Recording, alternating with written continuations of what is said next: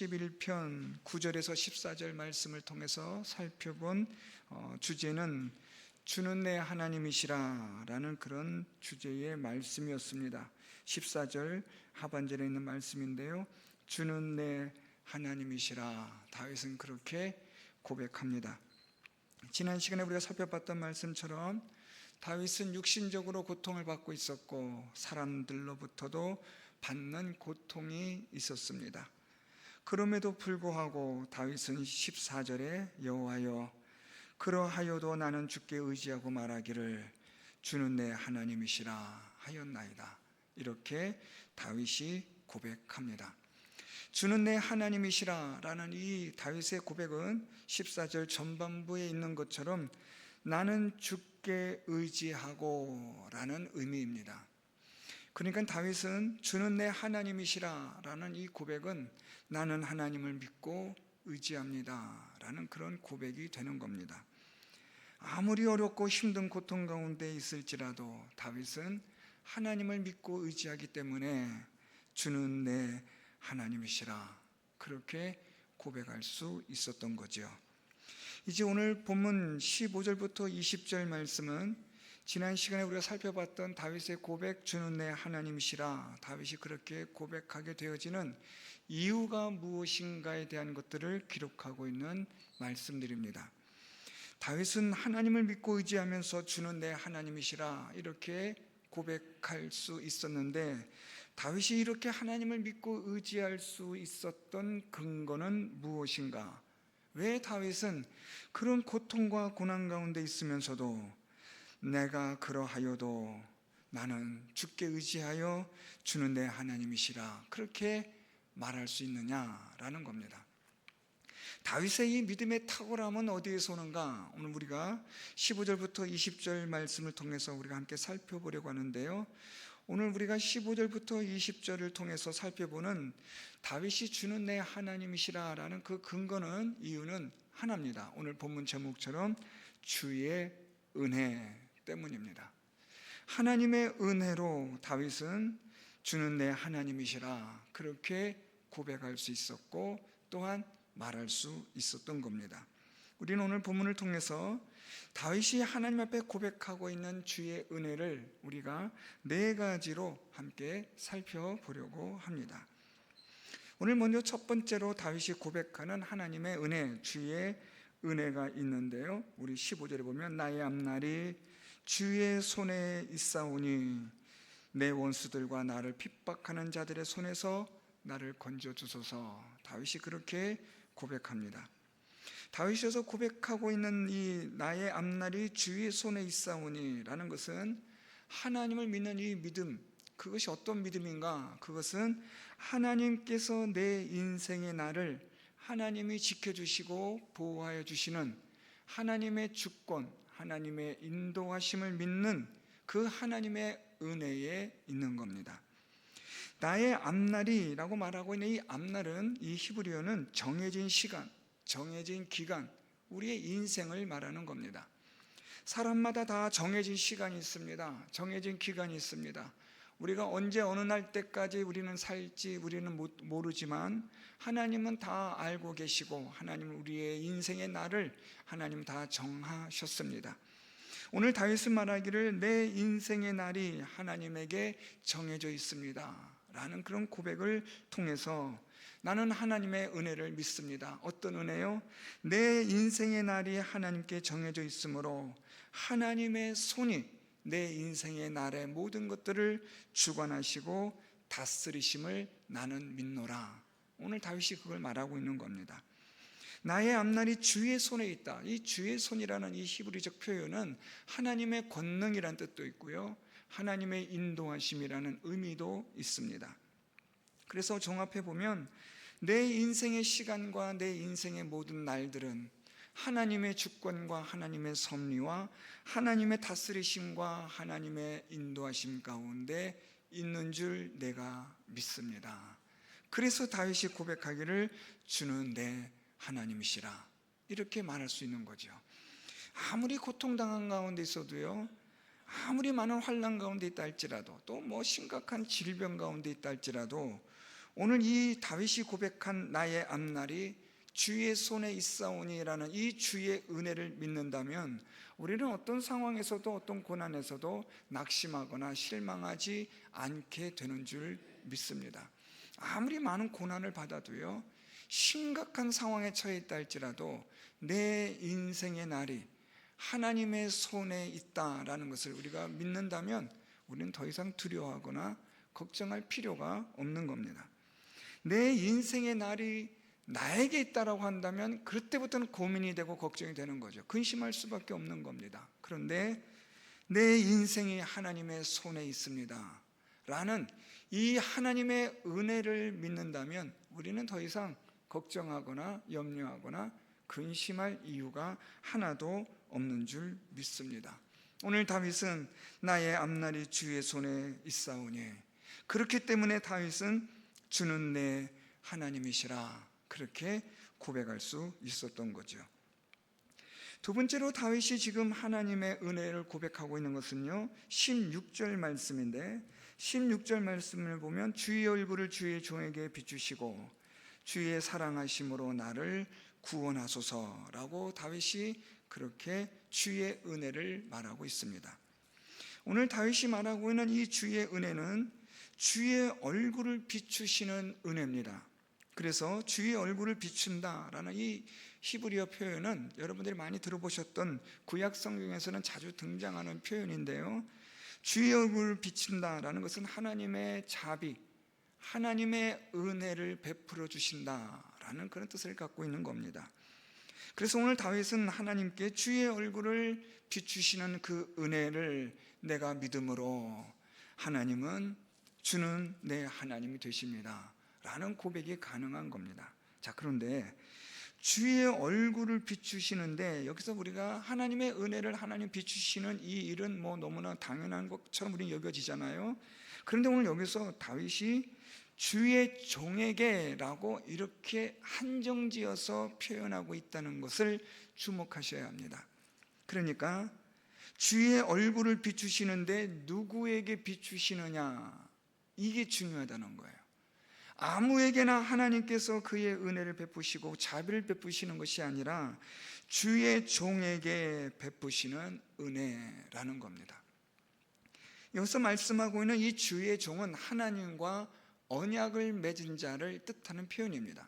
하나님과 언약을 맺은 자인데 어떤 언약이냐? 하나님의 소유가 된 자로서의 언약. 다시 말하면 하나님께서 자녀 삼으신 언약을 말하는 겁니다.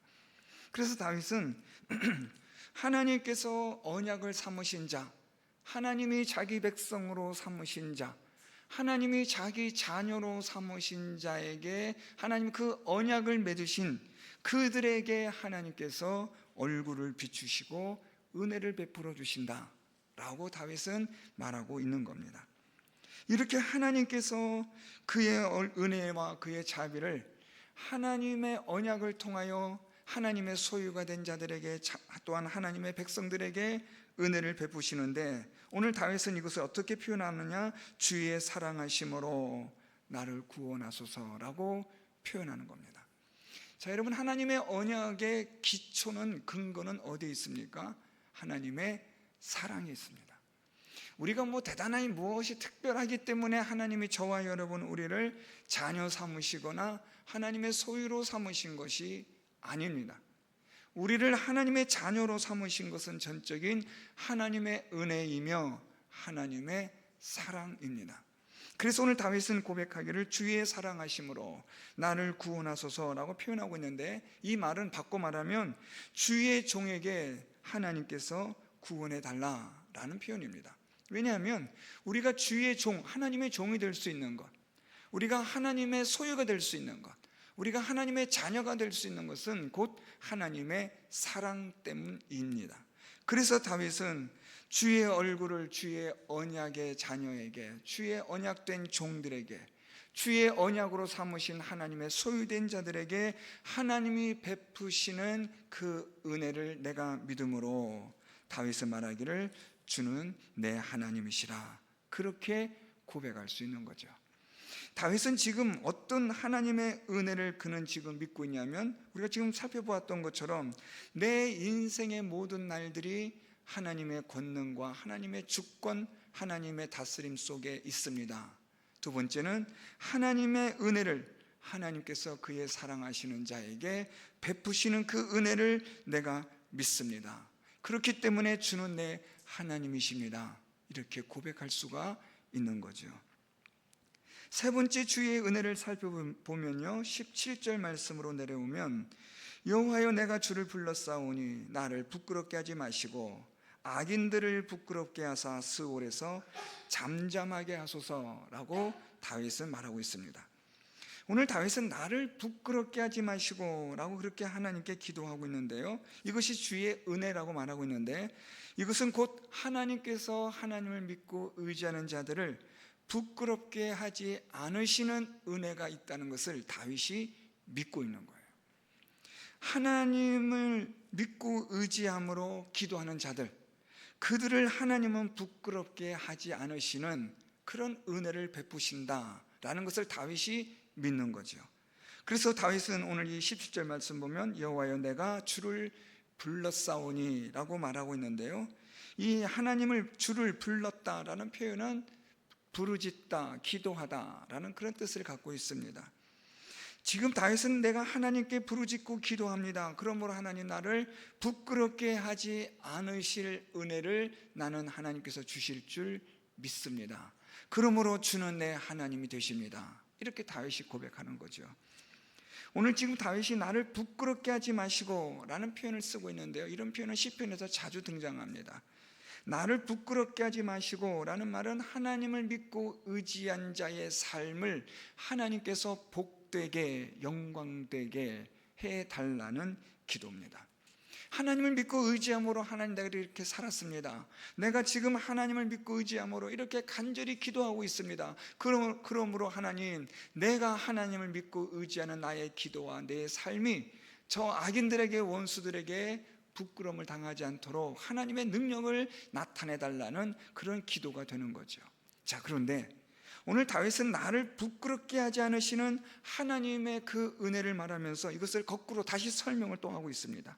나를 부끄럽게 하지 않으시는 하나님의 은혜는 곧 악인들을 부끄럽게 하시는 하나님의 은혜가 있다는 걸 나는 믿는다는 거죠.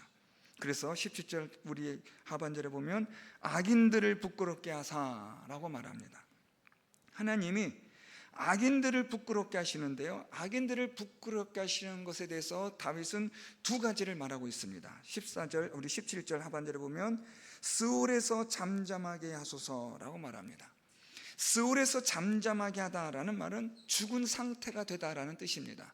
하나님께서 이 악인들을, 하나님 앞에서 하나님을 대적하고 회방하는 이들을 하나님께서 그들을 심판하심으로 하나님이 그들을 사망에 이르게 하시고 죽은 자가 되게 하시는 그런 하나님의 심판이 있게 해달라는 다윗의 기도인 겁니다. 다윗은 나를 부끄럽게 하지 마시고 하나님을 대적하고 회방한 자, 하나님을 믿고 의지하는 자들을 조롱하고 무시하는 자, 하나님 그들을 하나님 심판해 주시는데, 그들을 부끄럽게 해 주시는데 어떻게 부끄럽게 하시냐면 그들이 스올에서, 무덤에서 잠자는 자와 같이 되게 해달라는 거죠. 저렇게 기세등등하고 의기양양했던 악한 자들이 하루아침에 저렇게 무너질 수 있구나라는 것을 하나님 보여주심으로 하나님 악한 자들을 부끄럽게 해달라는 겁니다. 더 내려가서 여러분 18절에 보면요, 두 번째로 악인들을 부끄럽게 하는 게 있는데, 교만하고 완악한 말로 무례히 의인을 치는 거짓 입술이 말 못하는 자 되게 하소서라고 말하고 있습니다. 두 번째로 다윗이 지금 말하고 있는 것은 악인들을 하나님 부끄럽게 하시는데 그들을 심판하셔서 죽음으로 심판하실 뿐만 아니라 그들은 지금 교만하고 완악한 말을 하고 있습니다. 의인들을 지금 이들은 아주 무례한 말로 욕을 하고 조롱하고 있는 저 거짓된 입술들이 있는데, 하나님 그들로 말 못하는 자 되게 하여 주소서라고 그렇게 다윗은 기도하는 겁니다. 첫 번째, 하나님께서 악인들을 부끄럽게 하시는 것은 그들을 사망으로 심판하심으로 부끄럽게 하시는 것이고, 두 번째, 하나님의 악인들을 부끄럽게 하시는 것은 그들의 말, 교만하고 완악한 말, 거짓된 말, 그렇게 하여서 의인을, 하나님을 경외하는 자들을 대적하고 조롱하고 비난했던 그들의 그 입술의 모든 말들을 말 못하는 자 되게 하소서라고 그렇게 다윗은 기도하고 있는 겁니다. 여기서 이 말 못하는 자라는 이 히브리어는요, 침묵하다라는 뜻을 가진 단어인데요, 다시 말하면 저들이 어떤 교만하고 완악한 말을 할지라도 그들의 말이 다 무용지물이 되게 해주십시오. 어떤 영향력도 있지 않게 해주십시오. 그냥 말은 했지만 그냥 공중에 흩어져 버리는 허무한 말과 같이 되게 해주십시오. 그들이 아무리 많은 꾀를 내고 그들이 아무리 많은 음모와 모략을 꾸민다 할지라도 하나님, 그들이 말한 모든 것들은 다 아무것도 아닌 것처럼 되게 해주십시오 라는 것이 다윗이 말하는 악인들을 부끄럽게 하는 일입니다. 그래서 다윗은 나는 하나님의 은혜를 믿습니다. 그 은혜는 무엇이냐면 하나님을 믿고 의지하는 자들을 하나님은 부끄럽게 하지 않으신다. 하나님을 믿고 의지하는 자들을 하나님이 부끄럽게 하지 않으신다는 것은 무엇이냐? 그것은 곧 악한 자들을 하나님이 심판하신다라는 뜻입니다. 하나님은 악한 자들을 심판합니다. 하나님을 믿고 의지하지 않는, 하나님을 의지하지 않는 그런 자들을 하나님이 심판하시는데, 어떻게 심판하시느냐? 대표적으로는 그들을 사망으로, 죽음으로 심판하십니다. 또한 하나님이 그들을 심판하시는데 특별히 악인들은 교만하고 완악한 말과 거짓된 말들을 하는 자들인데, 그들의 말들이 공허한 말 되도록, 아무런 영향력이 없는 그런 헛된 말들이 되도록 하나님께서는 그렇게 은혜를 베풀어 주시는 줄 내가 믿음으로, 다윗은 말하기를 주는 내 하나님이시라, 그렇게 고백하는 겁니다. 우리가 지난 시간에 보았지만 지금 다윗은 무리들의 비방을 들으므로, 또한 이 많은 사람들이 다윗에 대하여 조롱하는 말들, 대적하는 말들을 들으므로 다윗은 때로는 두려워하고 때로는 불안하기도 하거든요. 그런 말들을 듣는 다윗의 입장에서 오늘 이 기도는 아주 의미 있는 기도예요. 하나님, 나를 부끄럽게 하지 않으시는 은혜가 있는 줄 내가 믿습니다. 악인들을 부끄럽게 하시는 하나님의 은혜가 있는 줄 내가 믿기 때문에 주는 내 하나님이시라, 나는 그렇게 말할 수 있습니다 라는 고백인 거죠. 자, 이제 마지막 우리가 살펴보는 주의 은혜, 네 번째 은혜가 있습니다. 오늘 다윗은 하나님의 은혜, 네 번째 은혜를 지금 말하고 있는데요, 우리 19절 말씀입니다. 주를 두려워하는 자를 위하여 쌓아두신 은혜, 곧 죽게 피하는 자를 위하여 인생 앞에서 베푸신 은혜가 어찌 그리 큰지요 라고 말합니다. 그러면서 20절 말씀은 19절 말씀을 설명해 주고 있는 말씀으로 기록이 되고 있지요. 자, 오늘 이 19절에서 다윗이 하나님께 있는 은혜를, 다윗이 믿고 있는 그 은혜가 있는데, 그것이 무엇이냐면 쌓아두신 주의 은혜라는 겁니다. 우리 19절 보면 주를 두려워하는 자를 위하여 쌓아두신 은혜, 이 은혜는 어떤 은혜예요? 곧 죽게 피하는 자를 위하여. 죽게 피한다라는 말은 하나님을 믿고 의지하는 자라는 건데요, 하나님을 믿고 의지한 자들을 위하여 인생 앞에 베푸신 은혜입니다. 이게 조금 어려울 수 있는데요, 그렇게 어렵지는 않습니다. 주를 두려워하는 자를 위하여라는 말은 하나님을 경외하는 자입니다. 하나님을 믿고 의지하는 자입니다. 죽게 피하는 자, 이것은 곧 주를 두려워하는 자와 같습니다. 오늘 다윗은 주를 두려워하는 자, 죽게 피하는 자, 하나님 그들을 위하여 쌓아두신 은혜가 있으므로 주는 내 하나님이시라, 나는 그렇게 고백할 수 있습니다 라고 말하는 거예요. 저는 이 말씀을 준비하면서 제가 은혜 받았던 구절들이 몇 군데가 있었는데요, 가장 대표적인 은혜를 받았던 이 구절이 바로 이 19절에 있습니다. 주를 두려워하는 자를 위하여 하나님은 어떤 은혜를 주시느냐? 쌓아두신 은혜를 주신다라는 겁니다. 이 쌓아두다라는 이 히브리어는요, 예비하다, 준비하다, 간직하다라는 거예요. 다시 말하면 쌓아두신 은혜는 예비하여 주신 은혜, 하나님을 믿고 의지하는 자를 위하여 하나님이 준비해 놓으신 은혜를 말하는 거예요. 조금 이것을 우리가 창세기적 표현으로 말한다면 여호와 이레의 하나님이 되겠죠. 준비해 놓으신 하나님, 우리의 모든 삶 가운데서 우리의 하나님의 은혜가 있는데 그 은혜가 무엇이냐? 다윗은 나를 위하여 예비하시고 준비하신 은혜라는 거예요. 오늘 하나님께서 이 은혜를 준비해 놓으셨는데 이제 다윗은 이것을 조금 더 구체적으로 표현해요. 인생 앞에 베푸신 은혜라는 거예요. 하나님의 쌓아두신 은혜는 곧 인생 앞에 베푸신 은혜고, 이 은혜가 얼마나 크고 얼마나 놀라운지요 라고 다윗은 지금 하나님께 찬양하고 있는 거예요.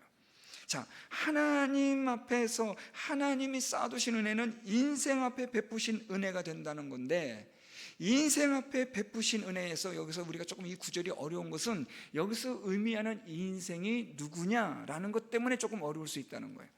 그런데 이 19절에서 인생 앞에서의 이 인생은 우리가 지금까지 다윗을 통해서 보았던 다윗의 대적, 다윗의 원수들을 표현하는 말입니다. 그러니까 이 인생들은 하나님을 무시하고 하나님을 아주 의식하지 않은 악한 자들이에요. 오늘 우리가 읽었던 본문 말을 따른다면 교만하고 완악한 말, 무례히 의인을 치는 거짓 입술을 말하는 자들, 바로 그들을 표현하는 거예요. 자, 그런데 그들 앞에서 하나님 무엇을 베푸신다고요? 베푸신 은혜가 있어요. 이 베푸신 은혜가 어떤 은혜입니까? 쌓아두신 은혜라는 거죠. 그러니까 다시 정리하면 하나님은 하나님을 믿고 의지하는 자를 위하여 하나님께서 준비하신 그 은혜가 있는데, 그 준비하신 그 은혜는 우리의 원수와 대적들 앞에서 하나님이 보란듯이 주시는 은혜가 된다라는 겁니다. 하나님이 그런 은혜를 준비해 놓으셨다는 거예요. 우리의 원수 앞에서 하나님은 준비해 놓으신 그런 은혜들을 하나님 우리에게 보여주시는데, 자, 그러면 우리의 원수와 대적 앞에서 하나님이 준비하고 예비해 놓으신 은혜는 도대체 어떤 은혜냐? 20절 말씀요. 주께서 그들을 주의 은밀한 곳에 숨기사 사람의 꾀에서 벗어나게 하시고 비밀이 장막에 감추사 말다툼에서 면하게 하시리다.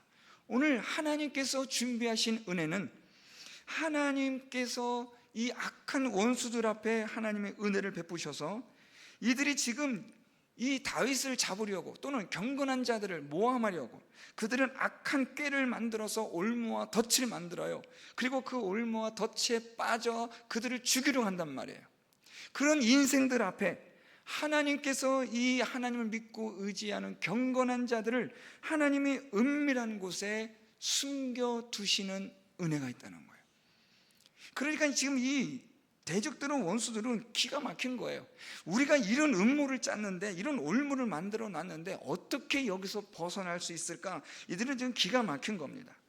오늘 여기서 말하고 있는 이 주의 은밀한 곳에라는 것은 하나님만이 아시는 곳에 하나님이 숨긴다라는 거예요. 그리고 감추다, 비밀이 장막에 감추다라는 이 감추다는 사람들 눈에 보이지 않게 한다라는 의미예요.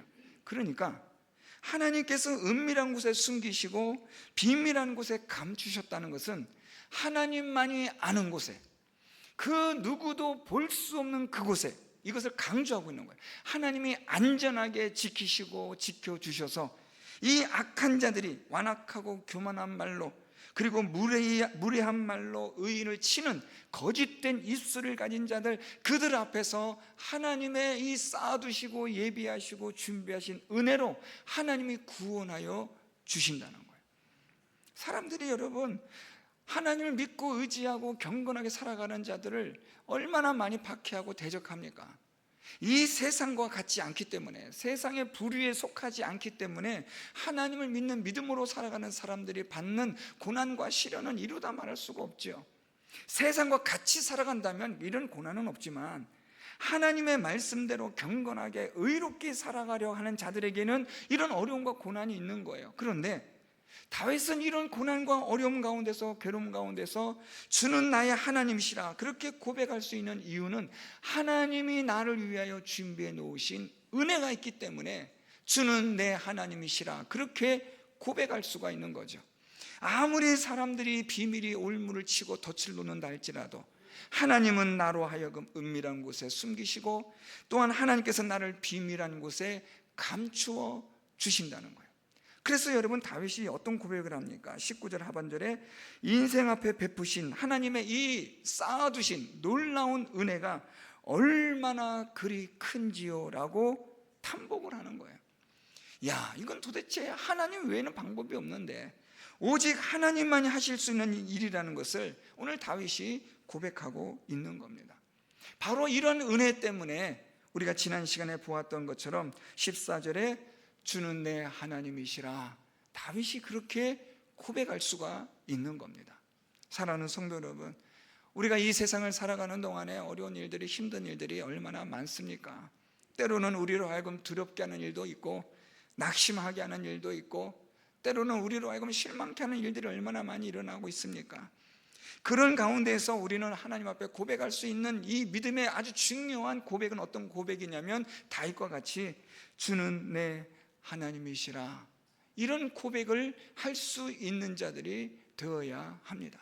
어떤 어려움 가운데서도, 어떤 고난 가운데서도 나는 하나님을 의지함으로, 하나님을 믿음으로 주는 내 하나님이시라, 끝까지 이 하나님을 믿는 이 믿음을 놓지 않고 잃어버리지 않는 성도 여러분들이 될 수 있기를 바랍니다. 그러려면 하나님의 은혜를 알아야 돼요. 어떤 하나님의 은혜가 있는지를 우리는 알아야 되는데, 오늘 본문에 보는 것처럼 내 모든 인생을 주관하시고 다스리시고 인도하시는 하나님의 은혜를 아시고 믿는 여러분들이 될 수 있기를 바랍니다. 우리의 모든 살고 죽는 것은 사람에게 있는 게 아닙니다. 우리의 어떤 소유, 있고 없음에 우리의 생명이 있는 것도 아닙니다. 우리의 생명은, 내 인생의 전부의 모든 것들은 전능하신 하나님의 손에 달려 있는 줄 믿습니다. 주의 이 은혜를 우리가 알게 되어지면 주는 내 하나님이시라, 그렇게 고백할 수 있는 성도 여러분들이 될 수 있는 줄 믿습니다. 두 번째 은혜는요, 하나님께서 우리에게 은혜를 베푸시는 그 은혜를 믿는 거예요. 하나님은 왜 우리에게 은혜를 베푸실까요? 우리가 하나님의 언약의 자녀가 되기 때문에, 하나님께서 우리를 약속하신 주의 자녀로 삼으셨기 때문에, 하나님은 하나님의 자녀들에게 하나님은 은혜와 긍휼과 자비하심을 베풀어 주시는 하나님이 되시는 줄 믿습니다. 이 은혜를 우리가 믿게 되면 우리는 어떤 어려움과 고난 가운데서도 주는 내 하나님이시라, 그렇게 믿음의 고백을 할 수 있는 줄 믿습니다. 세 번째 은혜는요, 하나님을 믿고 의지하는 자를 하나님은 부끄럽게 하지 않으신다는 거예요. 악인을 심판하시고 악인을 부끄럽게 하시는 하나님의 공의와 하나님의 정의가 살아계심을 보여주심으로, 하나님의 공의와 하나님의 정의대로 살아가려는 자들에게 하나님이 영광스럽게 하시는 이런 하나님의 은혜가 있음을 믿을 때에 우리는 어떤 불의한 일을 본다 할지라도 우리는 그것 때문에 슬퍼하거나 낙심하지 않습니다. 끝까지 우리는 하나님을 믿는 믿음으로 주는 내 하나님이시라, 우리는 그렇게 고백할 수 있는 줄 믿습니다. 하나님을 믿고 의지하는 일에, 하나님의 공의와 하나님의 정의를 행하는 일에 힘을 다하시는 우리 성도 여러분들이 되셔서 하나님께서 그의 사랑하는 자들에게, 또한 하나님의 공의를 행하는 자들에게 부끄럽게 하지 않으시는, 영광스럽게 하시는 하나님의 은혜를 믿는 우리 모든 성도 여러분들이 될 수 있기를 바랍니다. 마지막으로 하나님께서 우리들을 위하여 준비해 놓으신 은혜가 있습니다. 여러분, 아무리 어렵고 힘들어도 저와 여러분, 우리를 위하여 하나님께서 예비해 놓으신 은혜가 있는 줄 믿습니다. 저는 이 말씀이 저에겐 참 위로가 돼요. 나는 알지 못하지만 하나님은 나를 위하여 또 다른 은혜를 준비해 놓으셨음을 저는 믿습니다. 저는 우리 성도 여러분들도 여러분 각자마다 하나님께서 여러분들을 위하여, 여러분 한 사람 한 사람을 위하여 하나님께서 준비해 놓으시고 예비해 놓으신 그 하나님의 은혜가 있는 줄 믿습니다. 은밀한 곳에, 또한 비밀한 곳에 하나님께서 여러분들을 숨기시고 감추셔서 놀라우신 하나님의 은혜로, 하나님이 준비하신 그 은혜로 여러분들을 회복시키시고 복된 길로, 의의 길로, 하나님의 풍성한 은혜의 삶으로 나아갈 수 있도록 하시는 그 하나님의 은혜가 있음을 믿는 성도 여러분들이 다 되셔서 주는 내 하나님이시라, 이런 고백을 할 수 있는 우리 모든 성도 여러분 다 될 수 있기를 예수 그리스도의 이름으로 축원드립니다. 말씀을 생각